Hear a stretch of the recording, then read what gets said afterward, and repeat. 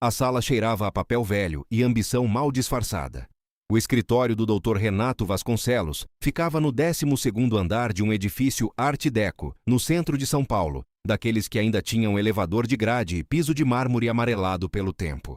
As janelas compridas davam para o vale do Anhangabaú, e naquela tarde de março, a chuva fina transformava a cidade numa aquarela cinza e sem contornos definidos. Eu estava sentada na cadeira mais distante da mesa principal, com as mãos entrelaçadas sobre a barriga de 6 meses. 28 semanas. O bebê havia chutado 2 vezes durante o trajeto de táxi, como se também soubesse que aquele dia seria decisivo. Meu nome é Isabela Drummond Cavalcante. Ou pelo menos era esse o nome que eu tinha antes de me casar com Henrique Cavalcante há 3 anos e me tornar, por um breve e devastador período de tempo, parte de uma das famílias mais antigas e ricas do interior de São Paulo. Henrique havia morrido 42 dias antes daquela reunião. Acidente na rodovia Anhanguera, numa madrugada de novembro em que ele voltava de uma reunião de negócios em Campinas. O caminhão invadiu a pista contrária. Henrique não teve chance. 29 anos, 2 meses de casamento ainda pela frente para completar 3 anos e uma filha a caminho que ele havia escolhido chamar de Luísa, em homenagem à avó materna que nunca conheceu. Eu mal havia saído da cama nos 42 dias seguintes. Minha mãe havia se mudado para o nosso apartamento em Pinheiros para me ajudar. Eu comia porque o bebê precisava. Eu dormia porque meu corpo exigia. Todo o resto era uma névoa densa e sem forma. E então o Dr. Vasconcelos havia ligado. A leitura do testamento de Armando Cavalcante, sogro de Henrique e patriarca da família, estava marcada. Armando havia morrido 3 semanas antes do meu marido, de um infarto fulminante aos 72 anos, e a tragédia dupla havia desabado sobre a família como uma avalanche. Eu havia perdido o marido e o sogro num intervalo de semanas, ainda carregando a filha de ambos no ventre. Armando Cavalcante havia construído uma fortuna considerável no ramo de transportadoras e armazéns frigoríficos no interior paulista. Não era bilionário no sentido estrito da palavra, mas era o tipo de riqueza discreta e sólida que se acumula ao longo de décadas de trabalho duro e decisões inteligentes. Fazendas em Ribeirão Preto, galpões logísticos em Bauru, participações societárias em frigoríficos no Mato Grosso do Sul. O tipo de patrimônio que não aparece nas revistas de negócios, mas que move a economia real do país. Ao redor da mesa de conferência, a família havia se reunido como se atendesse a uma convocação de guerra. À minha esquerda, Silvana Cavalcante, a cunhada. 43 anos, cabelo liso na altura do queixo, terninho bege de alfaiataria e um par de brincos de ouro que eu sabia custar mais do que o meu aluguel mensal. Silvana era arquiteta de interiores, ou pelo menos havia sido antes de se casar com o Dr. Fábio Queiroz, e decidir que administrar a própria agenda social era ocupação suficiente. Ela havia olhado para a minha barriga quando entrei na sala com a expressão de quem vê um contratempo jurídico inoportuno. Ao lado de Silvana, o marido dela, Fábio, um homem cujo maior talento aparente era parecer importantíssimo sem fazer absolutamente nada de relevante. Ele dirigia uma clínica odontológica nos Jardins, que funcionava mais como cartão de visita social do que como negócio propriamente dito. Na cabeceira oposta à do Dr. Vasconcelos, a matriarca, Dona Célia Cavalcante, 70 anos, viúva de Armando há exatamente 21 dias, vestida de preto da cabeça aos pés, com uma severidade que parecia menos luto e mais declaração de intenções. Dona Célia havia me tratado com cordialidade fria durante todo o casamento com Henrique, o tipo de cordialidade que é, na prática, uma forma sofisticada de rejeição. Eu não era do tipo certo. Não havia estudado nas escolas certas, não tinha o sobrenome certo, não vinha da cidade certa. Havia chegado na vida do filho dela como professora de português, num cursinho pré-vestibular em Campinas. E isso, para a Dona Célia, dizia tudo o que precisava ser dito sobre minha adequação à família. E depois havia Rafael. Rafael Cavalcante, 36 anos, o filho mais velho, o herdeiro presumido, o preferido não declarado. Rafael administrava as transportadoras do pai com competência razoável e ego desproporcional. Ele havia chegado de Ribeirão Preto naquela manhã, num SUV blindado que devia ter custado R$500 mil, e havia cumprimentado a minha barriga com o mesmo entusiasmo com que se cumprimenta uma goteira no teto, ou seja, como um problema estrutural que precisa ser resolvido o quanto antes. O doutor Vasconcelos, um homem de uns 60 anos com óculos de tartaruga e paletó que já havia sido elegante em alguma versão anterior da história, esvaziou a garganta e abriu a pasta sobre a mesa. Eu respirei fundo. O bebê chutou de novo. A leitura começou com a formalidade de praxe. Os números do CPF, o preâmbulo jurídico, a declaração de plenas faculdades mentais. Vasconcelos lia com a velocidade e a entonação de quem já havia feito aquilo centenas de vezes e havia desistido, em algum ponto da carreira, de fingir que se importava com o drama humano que a leitura invariavelmente produzia. As fazendas em Ribeirão Preto foram para Rafael, todas elas integralmente, incluindo o maquinário, os contratos de arrendamento vigentes e o gado. Rafael recostou na cadeira com um sorriso que tentou disfarçar, e não conseguiu. As participações societárias nos frigoríficos do Mato Grosso do Sul também foram para Rafael, com cláusula de gestão exclusiva por um período mínimo de 10 anos. Fábio tossiu discretamente ao lado de Silvana, e eu vi a mão dela apertar o joelho dele numa mensagem silenciosa de contenção. Os galpões em Bauru foram divididos entre Rafael e Silvana, em partes iguais, com usufruto vitalício para Dona Célia sobre os rendimentos de aluguel do galpão principal. Silvana soltou um suspiro longo e controlado, que poderia ter sido interpretado como alívio ou decepção, dependendo de quanto ela esperava receber. O apartamento nos Jardins, o mais valioso dos imóveis urbanos, aquele que eu sabia que a própria Silvana havia decorado anos atrás, numa tentativa de influenciar o gosto do sogro, foi deixado em nome de Dona Célia com direito de transmissão, após sua morte exclusivamente para os filhos biológicos do casal Cavalcante. Filhos biológicos do casal. Eu entendi antes que a frase terminasse de ser lida. Henrique era filho biológico do casal, mas Henrique havia morrido, e a filha que eu carregava era neta de Armando, sangue Cavalcante da forma mais literal possível, mas não era filha biológica do casal Cavalcante. Era a filha de Henrique, que já não estava mais aqui para reivindicar coisa alguma. O doutor Vasconcelos continuou lendo sem pausar. A conta corrente principal, com saldo que ele não anunciou em voz alta, mas que eu vi Silvana calcular mentalmente pela expressão do rosto, foi deixada em partes iguais para Rafael e Silvana, com uma parcela vitalícia de usufruto para Dona Célia cobrir despesas pessoais. E então, Vasconcelos chegou ao fim do documento. Ele fechou a pasta. O silêncio que se instalou na sala foi o tipo de silêncio que tem textura e peso. O relógio na parede marcava 3h40 da tarde. A chuva continuava lá fora. Eu esperei. Vasconcelos não disse mais nada. Com licença, eu disse. Minha voz saiu mais firme do que eu esperava. O doutor Vasconcelos, o senhor não mencionou nenhuma disposição em relação a mim ou a minha filha. Henrique era filho do senhor Armando. Nossa filha é neta dele. Dona Célia não me olhou. Ela manteve os olhos fixos em algum ponto acima da minha cabeça, como se eu fosse uma perturbação atmosférica menor que logo passaria. Foi Rafael quem falou. Isabela, disse ele, com aquela paciência performática que as pessoas usam quando na verdade estão com raiva, meu pai fez escolhas. Você foi casada com o Henrique por menos de 3 anos. Vocês mal haviam começado a vida juntos. Seria injusto com a família inteira que uma situação assim comprometesse um patrimônio construído ao longo de décadas. Eu olhei para ele. A minha filha é Cavalcante, Rafael, juridicamente falando, disse Silvana, intervindo com a precisão cirúrgica de quem havia ensaiado aquela frase. O patrimônio do meu pai foi disposto de acordo com a vontade expressa dele. Não há nada a questionar. Mas ele nem me mencionou, eu disse, olhando para o advogado. Nenhuma linha. O doutor Vasconcelos estava olhando para a mesa. Há algo que o senhor não leu? Perguntei. Dona Célia fez um som muito discreto com a boca, o tipo de som que em qualquer outro contexto eu chamaria de risada.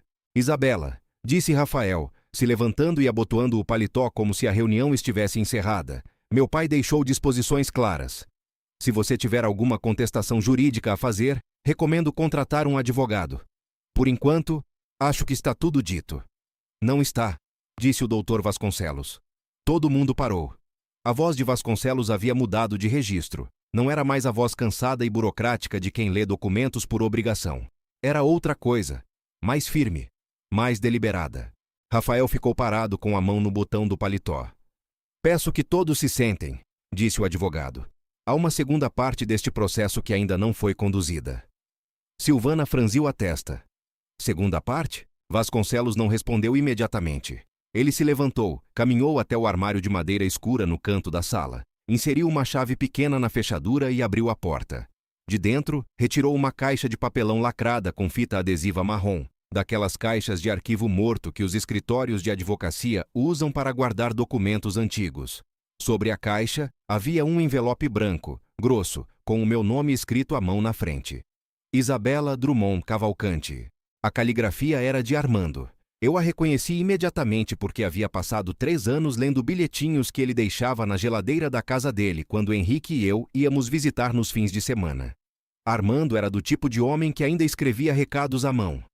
O Dr. Vasconcelos colocou o envelope na minha frente com o cuidado de quem entrega algo valioso. "O senhor Armando Cavalcante", disse ele, "me entregou este envelope e esta caixa pessoalmente, 8 meses antes de falecer, com instruções muito específicas. Este material não faz parte do testamento principal. Ele é juridicamente separado, constituído como um instrumento particular com firma reconhecida e registrado em cartório de forma independente. Não está sujeito a inventário conjunto e não pode ser contestado pelos demais herdeiros." "Que absurdo!" disse Rafael, sentando de volta com força suficiente para a cadeira ranger. "Meu pai jamais faria isso sem nos contar."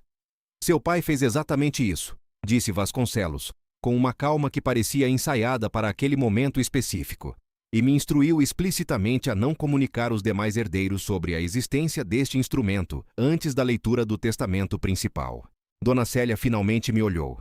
Pela primeira vez em toda aquela tarde, seus olhos encontraram os meus, e o que eu vi neles não foi o triunfo predatório que eu esperava. Foi algo mais complexo. Quase pareceu susto. Minhas mãos estavam tremendo quando alcancei o envelope. O lacre havia sido feito com cera vermelha escura, e no centro da cera havia a impressão de um sinete. Eu não soube dizer o que era o símbolo. Pareceu-me uma âncora. Com cuidado, rompi o lacre. Dentro havia várias folhas dobradas. A letra de Armando, grande e inclinada para a direita, firme como a de um homem que havia assinado contratos a vida inteira. "Minha querida Isabela", dizia a primeira linha. Eu parei. Não esperava aquelas palavras. Durante 3 anos de casamento com Henrique, Armando havia me chamado de Isabela, simplesmente Isabela, com a formalidade educada de quem respeita sem necessariamente acolher. Nunca havia um adjetivo antes do meu nome. Nunca havia calor naquele tratamento. Minha querida Isabela. Precisei de um segundo para continuar. "Se você está lendo esta carta, então eu já parti, e você acaba de passar por uma das experiências mais difíceis que uma pessoa pode viver dentro de uma família como a nossa. Conheço minha família, Isabela. Conheço cada um deles melhor do que eles imaginam, e é exatamente por isso que precisei fazer o que fiz da forma que fiz. Deixe-me ser honesto com você, como nunca fui completamente em vida, e peço que me perdoe por isso. Quando o Henrique me trouxe você pela primeira vez, eu estava preparado para não gostar de você. Não por nenhum defeito seu, mas porque nenhuma mulher no mundo seria suficientemente boa para o meu filho caçula aos olhos de um pai que o havia protegido demais. Passei anos esperando que o Henrique trouxesse uma moça de família conhecida, de uma daquelas famílias do interior com quem fazemos negócios há gerações, o tipo de aliança que os meus avós chamariam de conveniente. Você era professora de cursinho, filha de um mecânico de Campinas e de uma cabeleireira. Não tinha sobrenome, não tinha propriedade, não tinha conexões. E o Henrique te amava de um jeito que eu nunca havia visto ele amar nada na vida. Nem a fazenda, nem os cavalos, nem o próprio negócio. Isso me assustou antes de me convencer. Me convenci devagar, Isabela. Fui observando. Vi você passar 3 fins de semana ajudando minha secretária a organizar os contratos antigos das transportadoras, porque ela estava sobrecarregada e ninguém havia pedido para você fazer isso. Vi você sentar com a dona Benedita, minha faxineira de 22 anos, e passar uma tarde inteira conversando com ela sobre o neto que estava com problema na escola, como se aquela conversa fosse a coisa mais importante do dia. Vi você discutir com o Henrique, de verdade, com firmeza, quando ele foi grosseiro com um funcionário do posto de gasolina, e não deixar barato até ele pedir desculpas. Vi quem você é, Isabela. Levei mais tempo do que deveria, mas vi. Quando o Henrique me contou da gravidez, chorei. Chorei de alegria. E chorei também de culpa, porque sabia que havia desperdiçado tempo demais sendo frio com você, quando deveria ter sido grato. Você trouxe de volta ao meu filho algo que eu havia me esquecido de ensinar a ele, que é a capacidade de enxergar as pessoas pelo que elas são, e não pelo que elas têm. Agora preciso te explicar o que está acontecendo. O que deixei para o Rafael, para a Silvana e para a Célia é real. As fazendas, os galpões, As contas, tudo aquilo existe e pertence a eles agora. Mas existe uma verdade sobre aquele patrimônio que eu nunca compartilhei com nenhum deles, e que preciso compartilhar com você agora. As transportadoras estão endividadas. Não de forma irrecuperável, mas de forma séria. Nos últimos 4 anos, o Rafael expandiu a frota sem critério, assinou contratos de financiamento com taxas absurdas e perdeu 2 clientes âncora para concorrentes que souberam se modernizar enquanto nós ficamos parados. Tentei corrigir o curso, tentei trabalhar com ele, mas o Rafael tem o orgulho do meu lado ruim e a imprudência do lado que nunca soube de onde veio, e ele não ouve. As fazendas em Ribeirão Preto estão hipotecadas em 70% do valor. Não por má gestão da terra, que ainda é boa e produtiva, mas como garantia dos empréstimos que o Rafael tomou para cobrir os prejuízos das transportadoras. Os galpões de Bauru têm 2 contratos de locação que vencem nos próximos 6 meses, e os locatários já sinalizaram que não vão renovar. A Silvana não sabe disso. A Célia não sabe disso. Eu não quis que soubessem porque sabia que entrar em pânico era a única coisa que conseguiriam fazer. O patrimônio que deixei para eles parece imenso. Na prática, é uma carga. Não estou fazendo isso para punir meus filhos, Isabela. Estou fazendo porque conheço a diferença entre dar a alguém o que eles querem e dar a alguém o que eles precisam. O que o Rafael e a Silvana precisam é aprender a administrar o que têm antes que percam tudo. Se eu deixasse tudo para você, eles nunca aprenderiam. E se eu deixasse tudo para eles sem te proteger, estaria cometendo a maior injustiça da minha vida. Por isso fiz as 2 coisas. Dentro da caixa que o Dr. Vasconcelos vai te entregar junto com esta carta, você vai encontrar um conjunto de documentos que o meu contador de confiança, o Osmar Braga, organizou ao longo dos últimos 2 anos a meu pedido. Osmar é um homem discreto que trabalha comigo há 27 anos e que vai continuar sendo seu contador se você quiser. O que está nessa caixa é o seguinte. Ao longo de 12 anos, fui constituindo uma série de pequenas empresas de participação, as chamadas holdings, em nome de diferentes pessoas jurídicas que controlei de forma indireta. Não há nada de ilegal nisso. Cada estrutura foi montada com assessoria jurídica especializada e toda a tributação foi paga em dia. O Osmar pode explicar cada detalhe. Essas holdings são proprietárias de 3 ativos que não aparecem em nenhum documento da família Cavalcante, porque nunca foram registradas no meu nome pessoal. O primeiro é um terreno de 42 hectares, às margens da represa de Americana, em local estratégico para desenvolvimento imobiliário de médio e alto padrão. Comprei esse terreno em 2009, por um preço que hoje parece irrisório. O laudo de avaliação atual está na caixa. Você vai se surpreender com o número. O segundo é uma participação de 38% numa empresa de tecnologia logística de Campinas, que desenvolve software de rastreamento e roteirização de frotas. Eu sabia que o futuro do transporte passaria pela tecnologia antes que o Rafael sequer soubesse o que era logística 4.0. Investi cedo, investi discretamente, e essa participação cresceu de forma consistente nos últimos 6 anos. O balanço atual também está na caixa. O terceiro é uma apólice de seguro de vida que contratei especificamente em seu nome há 2 anos, após o Henrique me contar da gravidez.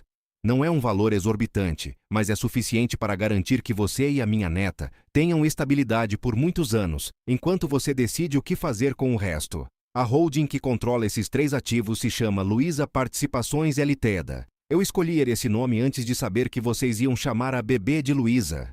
Quando o Henrique me ligou depois da ultrassom para me dar a notícia, eu chorei de novo. Desta vez não de culpa. O que faço com isso é inteiramente sua decisão, Isabela.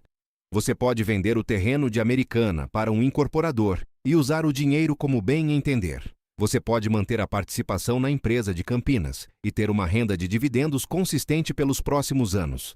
Você pode fazer tudo diferente do que estou sugerindo, porque você é uma mulher inteligente e eu confio no seu julgamento mais do que jamais confiei no do meu próprio filho mais velho. Há apenas uma coisa que peço. Se um dia a Silvana ou o Rafael precisarem de ajuda de verdade, não a ajuda de quem quer aparecer, mas a ajuda de quem precisa reconstruir, me parece que você é a única pessoa nessa família com a generosidade necessária para oferecer isso. Não é uma obrigação. É apenas o que eu acredito sobre quem você é.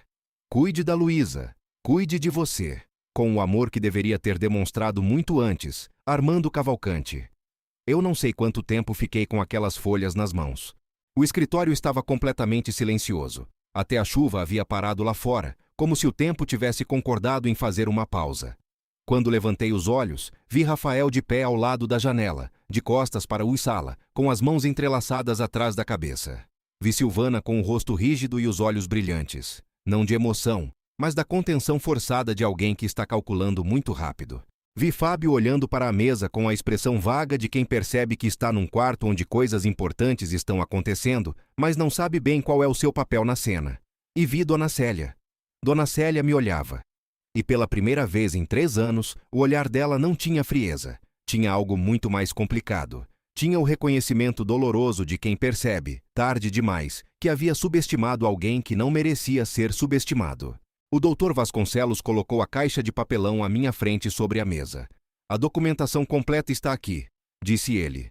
O Osmar Braga já foi informado que o processo de transferência pode ser iniciado assim que a senhora quiser. Ele me pediu para passar o contato pessoal dele. Vasconcelos deslizou um cartão pela mesa. Eu o peguei. Guardei junto com a carta. Isso é um escândalo, disse Rafael, sem se virar da janela. Meu pai estava doente quando fez isso. Não estava em plenas faculdades. O documento foi lavrado há 8 meses, Rafael, disse Vasconcelos com paciência que soava definitiva. 3 laudos médicos atestando plena capacidade foram anexados especificamente para inviabilizar qualquer contestação nesse sentido. Seu pai foi muito cuidadoso. Silvana se levantou abruptamente e saiu da sala sem dizer nada.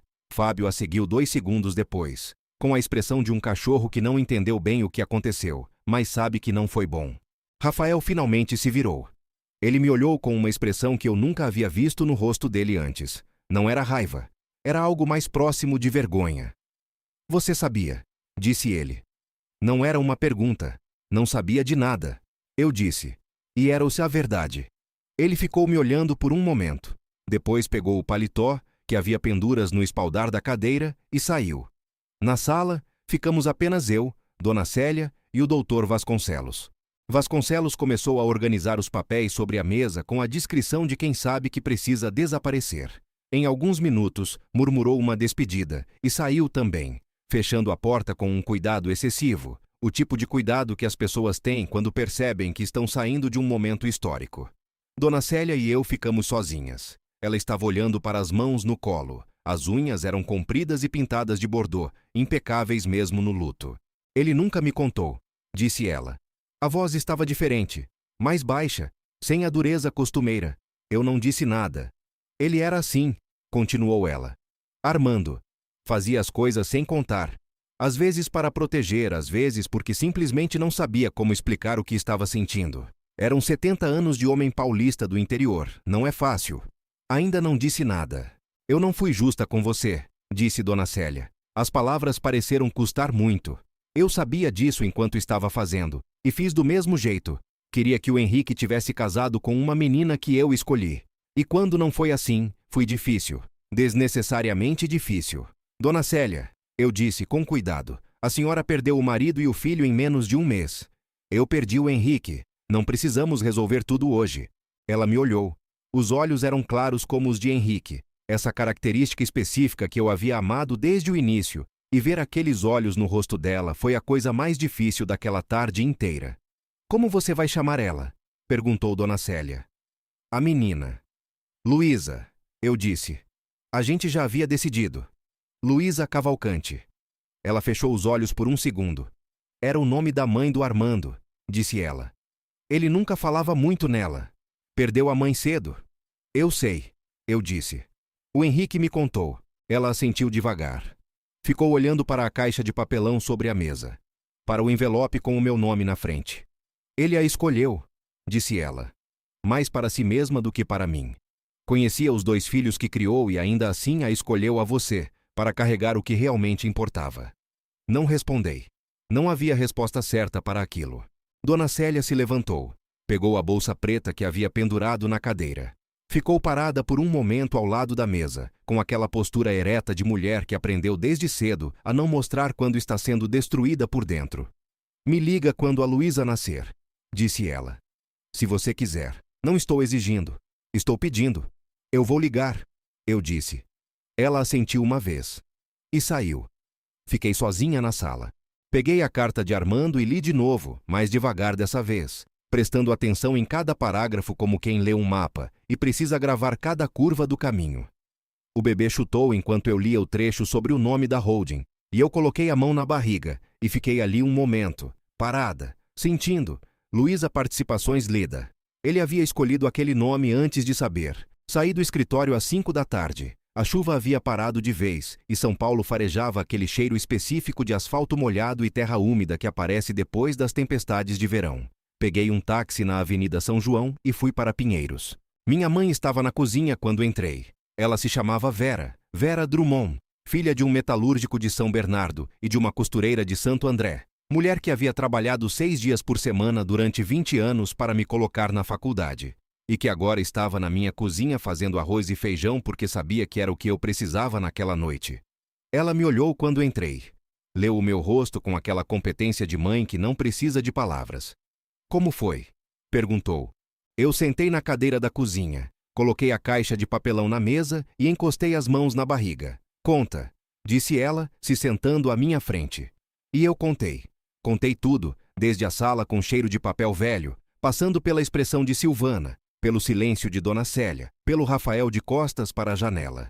Contei sobre o envelope com meu nome, sobre a caligrafia firme de Armando, sobre a carta que começava com minha querida Isabela. Contei sobre a holding, sobre o terreno de Americana, sobre a empresa de Campinas, sobre a apólice no meu nome. Minha mãe me ouviu em silêncio. Ela tinha esse dom específico de ouvir sem interromper, de deixar a história terminar antes de reagir. Quando acabei, ela ficou um momento olhando para a caixa de papelão sobre a mesa. O homem te viu, disse ela. Demorou, mas viu. Eu sei, falei. E agora? Perguntou ela. Liguei para o Osmar Braga no dia seguinte. Era um homem de uns 55 anos, voz tranquila de quem passou a vida lidando com números e aprendeu que números não mentem e que pessoas às vezes mentem para si mesmas sobre os números. Ele me explicou tudo com paciência e sem condescendência, o que eu já considerava uma qualidade rara e valiosa. O terreno de Americana, me disse ele, havia sido avaliado no ano anterior por uma empresa independente. O valor estava na caixa. Quando abri aquela página do laudo e vi o número, precisei ler 2 vezes. A participação na empresa de tecnologia de Campinas estava em trajetória de crescimento consistente. Havia um fundo de venture capital interessado em comprar participações de acionistas menores nos próximos 6 meses, o que poderia representar uma liquidez significativa se eu quisesse vender, ou poderia simplesmente manter e continuar recebendo dividendos crescentes. A apólice de seguro eu já havia encontrado na caixa. Estava no meu nome, Clara, simples, sem complicações. O Osmar me perguntou o que eu queria fazer. Eu disse que precisava de tempo para pensar. Ele disse que o tempo era exatamente o que eu tinha, e que quando eu estivesse pronta, era só ligar. Luísa nasceu em junho, uma terça-feira de manhã, no Hospital das Clínicas de Campinas. Pesou 3,2 kg, tinha o cabelo escuro do pai e os olhos claros que eu suspeitava serem herança da família Cavalcante. Minha mãe estava na sala de espera. Chorou quando as enfermeiras deixaram ela entrar. Dona Célia apareceu no 3º dia, como havia pedido que eu a deixasse fazer. Trouxe um envelope com uma carta escrita à mão, que eu li depois que ela foi embora.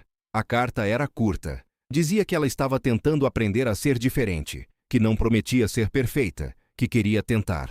Eu guardei a carta. Nos meses seguintes, enquanto amamentava a Luísa nas madrugadas e fazia anotações num caderno que havia comprado especificamente para esse propósito, fui tomando minhas decisões devagar.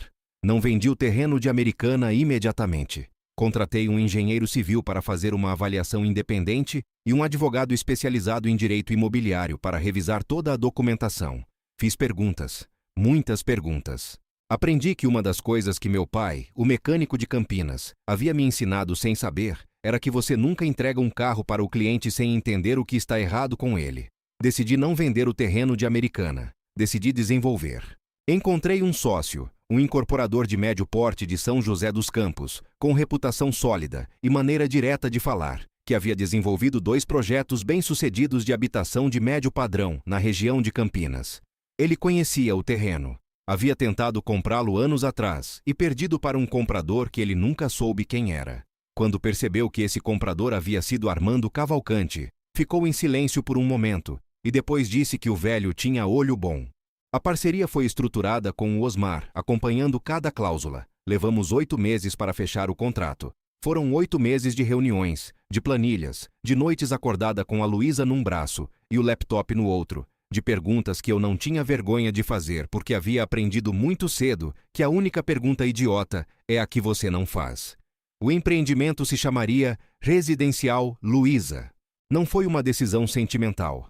Foi uma decisão de branding que fazia sentido para o público-alvo que queríamos atingir, famílias jovens, primeiro imóvel, região com infraestrutura crescente. Mas também foi sentimental. As duas coisas podem ser verdade ao mesmo tempo. A participação na empresa de tecnologia de Campinas eu decidi manter. O fundo de Venture Capital havia feito uma oferta agressiva pelos minoritários, e a maioria havia vendido. Eu não vendi. Preferi negociar um assento no conselho consultivo em troca de manter minha participação, o que me dava acesso a informações e uma voz nas decisões estratégicas, sem obrigação de gestão diária. O CEO da empresa, um rapaz de 32 anos chamado Tiago, que havia fundado o negócio no quarto do apartamento dos pais em Campinas, me olhou na primeira reunião de conselho, com uma expressão de ligeira surpresa, e depois nunca mais me subestimou. Foi uma relação de trabalho produtiva desde o início. Rafael eu vi uma vez, 6 meses depois da leitura do testamento. Ele havia me ligado pedindo para conversar. Eu aceitei, porque havia uma parte da carta do Armando que ficava na minha cabeça, aquela parte sobre a generosidade. Encontramos num café no Itaim. Rafael estava diferente. Não era a diferença de alguém que havia sido humilhado e estava em modo defensivo. Era a diferença de alguém que havia olhado para si mesmo com honestidade e não havia gostado completamente do que viu, mas havia decidido continuar olhando mesmo assim. Ele me explicou a situação das transportadoras. Me contou dos endividamentos que o pai havia descrito na carta, e alguns que o pai talvez não soubesse de todos os detalhes. Estava tentando renegociar com os bancos. Havia contratado uma consultoria especializada em reestruturação de dívidas. Havia demitido 2 gerentes que haviam contribuído para a deterioração do negócio. Eu ouvi. Fiz perguntas. As mesmas perguntas que havia aprendido a fazer. Não ofereci dinheiro. Não era o que ele precisava, e não era o que a carta do Armando havia pedido. O que ofereci foi uma conversa com o Tiago, da empresa de tecnologia, que havia desenvolvido um módulo específico de roteirização de frota, que poderia reduzir em até 18% os custos operacionais das transportadoras se implementado corretamente. Rafael e Tiago se reuniram 2 semanas depois. Eu não estava nessa reunião. Não precisava estar. Silvana eu vi num almoço que Dona Célia organizou quando a Luísa completou 1 ano. Foi um encontro pequeno, sem cerimônia. Silvana trouxe um presente cuidadosamente embrulhado, um livro de ilustrações artesanais, feito por uma artista de Paraty, que ela havia descoberto numa viagem recente. Era um presente bonito. Era o tipo de presente que você compra quando está pensando na pessoa para quem está comprando. Conversamos pouco naquele almoço, mas o pouco que conversamos foi diferente das conversas que havíamos tido nos 3 anos anteriores. Sem a armadura, sem a avaliação constante que eu sempre sentia nos olhos dela. No caminho de volta, minha mãe, que havia ido comigo ao almoço, disse que às vezes as famílias precisam de uma crise para entender o que são de verdade. Eu disse que talvez fosse verdade. Ela disse que o Armando havia sido esperto. Eu disse que havia sido mais do que esperto.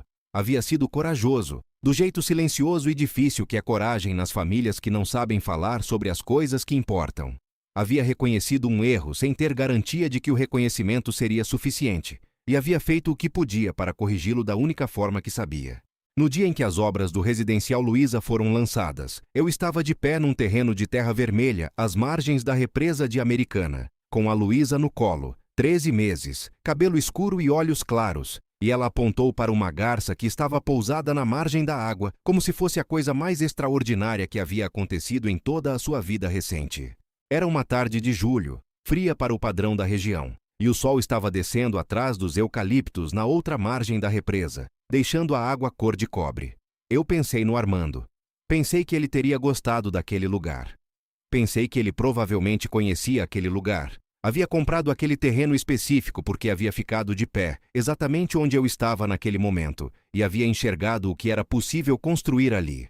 Pensei no Henrique. Pensei que ele teria feito piada com o nome da empresa, Luísa Participações, e depois teria ficado em silêncio por um momento com aquele sorriso específico dele que aparecia quando ele estava emocionado, e não sabia o que fazer com isso. A Luísa apontou de novo para a garça. "Pássaro?" eu disse para ela. "Pássaro." Ela repetiu algo que não era exatamente a palavra, mas que tinha a mesma música. Comecei a andar de volta para o carro com ela no colo, pisando com cuidado na terra vermelha. A Luísa descansou a cabeça no meu ombro. Estava ficando com sono, o que acontecia com ela invariavelmente quando estava ao ar livre e se sentia segura. Não havia sido um testamento justo. Nunca seria, porque testamentos feitos dentro de famílias complicadas raramente são justos, e famílias complicadas são a única variedade que existe de verdade.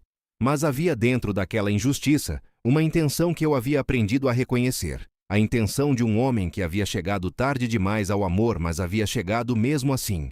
E havia feito o que pôde com o tempo que tinha. O bebê dormiu no carro. Eu dirigi de volta para Campinas no silêncio daquela tarde de julho, com a represa de Americana ficando para trás, e o sol completando seu arco sobre o interior de São Paulo, aquela terra vermelha e produtiva que não aparece nas revistas, mas que sustenta tudo o que aparece.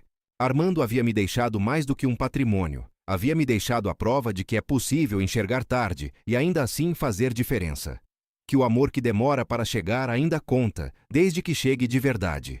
Que às vezes a herança mais importante de uma família não é aquilo que aparece na leitura do testamento, mas aquilo que foi guardado com cuidado justamente para não aparecer.